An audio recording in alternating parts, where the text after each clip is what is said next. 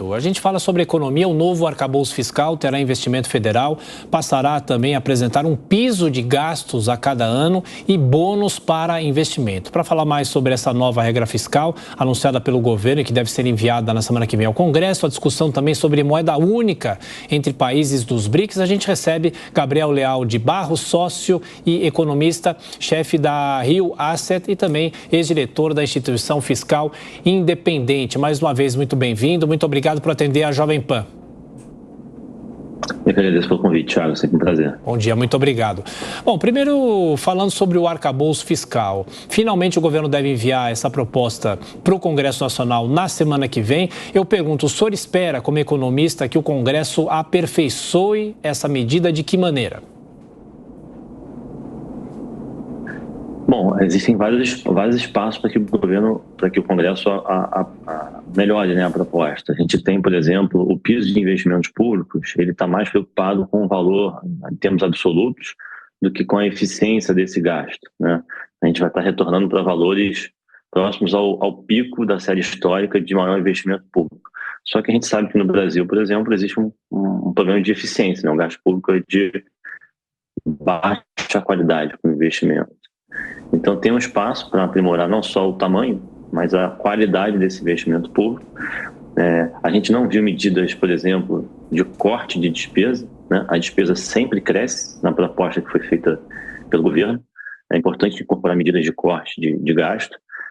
Existe um problema adicional que são os gastos com saúde e educação, que eles vão voltar a ficar indexados à arrecadação. Isso cria o que a gente chama de um gasto procíclico, né? Sempre que a economia cresce, o gasto cresce, isso dificulta o equilíbrio fiscal no médio prazo. Então tem uma série de mudanças que o Congresso pode fazer para aprimorar a proposta, vamos aguardar. Tem também pelo lado da arrecadação, a gente ainda até agora não sabe qual vai ser a métrica de receita que o governo vai usar, se vai incorporar receitas extraordinárias como dividendos, concessões. Então tem bastante espaço para aprimoramento. Na sequência, a pergunta de Amanda Klein. Oi, Gabriel, bom dia. Prazer falar com você.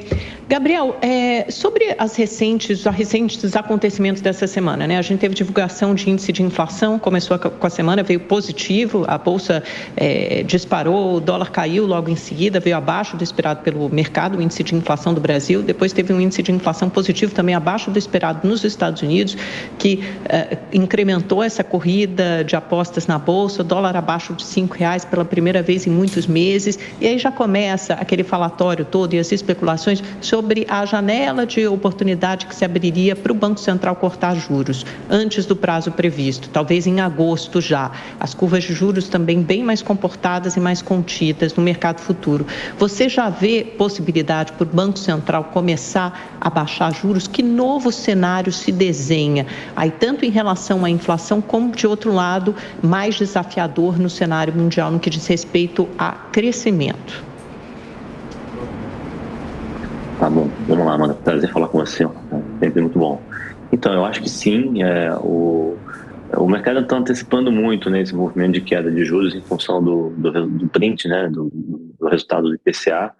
A gente teve, de fato, um número bastante bom qualitativamente. Quando a gente olha a composição, a difusão veio muito baixa em vários itens, né, alimentação, bens industriais, serviços, né, caiu a difusão, os núcleos de inflação também recuaram, e o mercado está antecipando esse movimento de corte de juros por parte do Banco Central.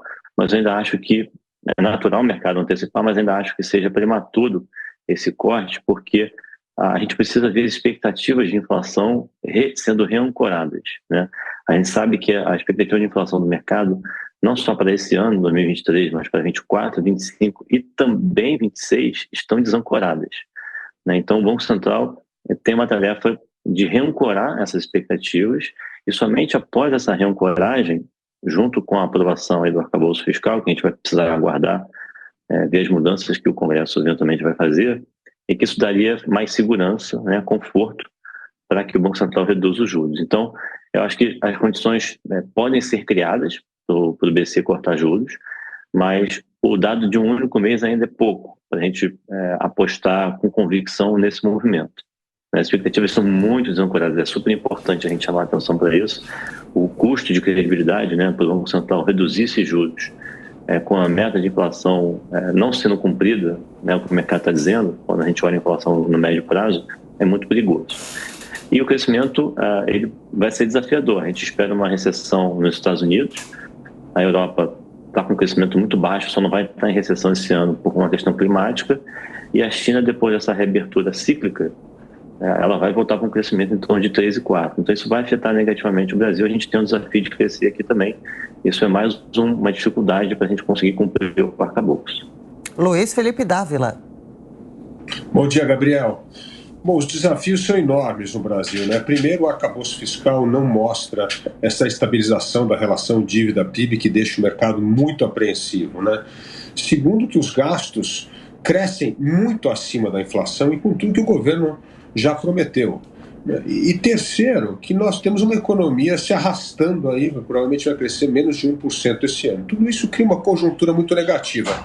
Você não acha, Gabriel, que o Congresso Nacional poderia ajudar a melhorar o arcabouço fiscal, criando maneiras de como termos um gasto mais eficiente e regras mais simples sobre o aumento da despesa pública? Porque senão é impossível fechar essa conta. É o que a gente sempre falando aqui, o governo não está atacando a questão da redução do gasto público, do aumento da eficiência do gasto, e joga todas as fichas no aumento de receita. O que numa economia em contração ou crescendo 1% é muito difícil de se atingir.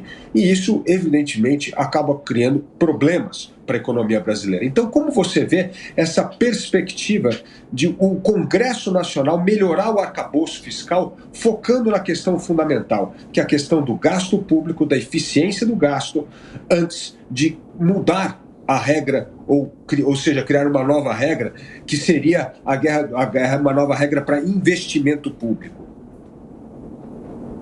Tá bom dia, prazer também falar com você. Eu acho que a gente de fato tem um problema de crescimento. Eu tenho uma projeção de crescimento de apenas 0,8% para o Brasil esse ano, já incorporando essa perspectiva de desaceleração global. Isso vai machucar, vai afetar a capacidade da gente cumprir esse arcabouço em 2024.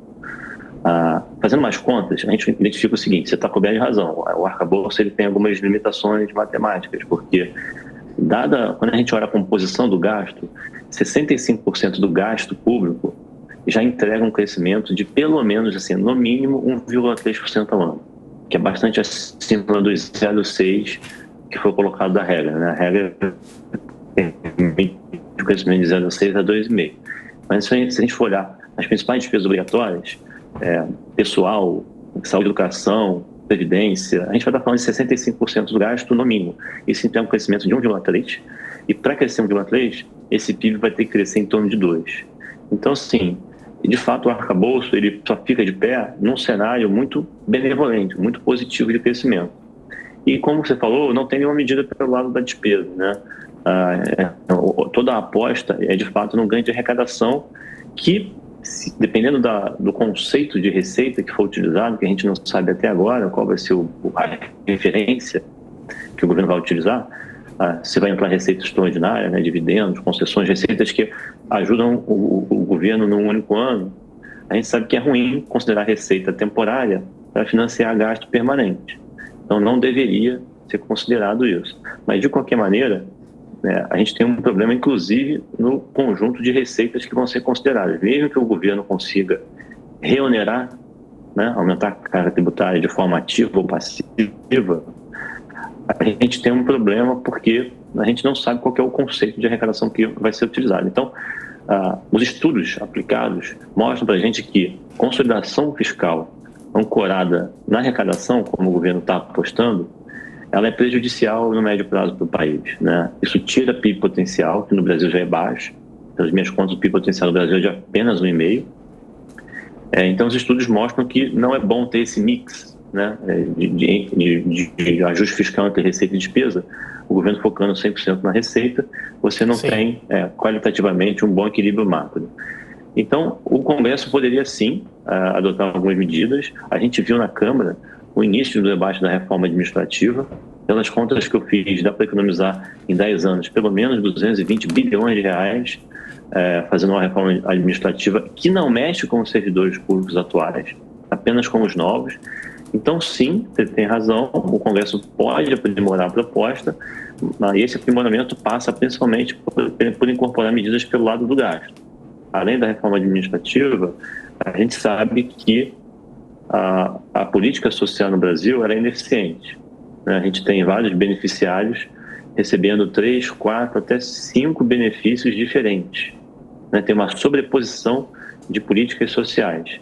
Existe espaço para melhorar isso. Vamos ver se o Congresso dá um passo nessa direção. Mas, de fato, tem um amplo espaço ainda para avançar. A gente consegue economizar um volume significativo de recursos, certamente mais de 600 bi em 10 anos, se algumas medidas forem tomadas. E, Gabriel, como avalia a declaração, sugestão de Lula de o BRICS trabalhar com uma moeda única, não apenas com dólar? Essa é uma tendência que está acontecendo em função da geopolítica, né, diferente que nós estamos vendo agora, Adriana. A gente está vendo vários países, principalmente na Ásia, né, a China está estimulando que na relação bilateral haja essa desintermediação do dólar, e o Brasil, digamos assim, está se somando, né, a esse esforço. Isso vai gerar uma mudança, isso vai produzir uma mudança na composição das nossas reservas internacionais. A gente vai ter mais moeda chinesa, mais renminbi nas reservas brasileiras. E eu tenho dúvida se de fato isso é positivo, né? O Brasil hoje tem basicamente 2 grandes parceiros comerciais, né? Os Estados Unidos e a China. Eu acho que pode acabar gerando um problema de acumular uma moeda fraca, né, que é uma moeda chinesa, que não é moeda global como é o dólar. Então, eu acho que tem restrições, apesar de ser uma decisão política, mais geopolítica, de aderência a esse grande bloco, digamos assim, que a China está pilotando. Eu acho que está existindo uma espécie de confronto entre blocos econômicos, ao invés de confronto entre países. Não é mais Estados Unidos e China, né? São blocos econômicos. Estados Unidos, Inglaterra, Canadá e o bloco chinês, mais a Rússia, o Brasil está se somando. É uma decisão geopolítica, não só uma decisão de política monetária, né? De relação bilateral. É uma coisa mais profunda. Inclusive, Gabriel, temos um trecho da fala do presidente Lula justamente destacando essa questão do uso de outras moedas além do dólar. Acompanhe. Eu toda noite me pergunto por que todos os países estão obrigados a fazer seu comércio lastreado no dólar. Por que nós não podemos fazer o nosso comércio lastreado na nossa moeda? Por que nós não temos o compromisso de inovar? Nós precisamos ter uma moeda, sabe, que transforma os países numa situação um pouco mais tranquila. Porque hoje, um país precisa correr atrás de dólar para poder exportar.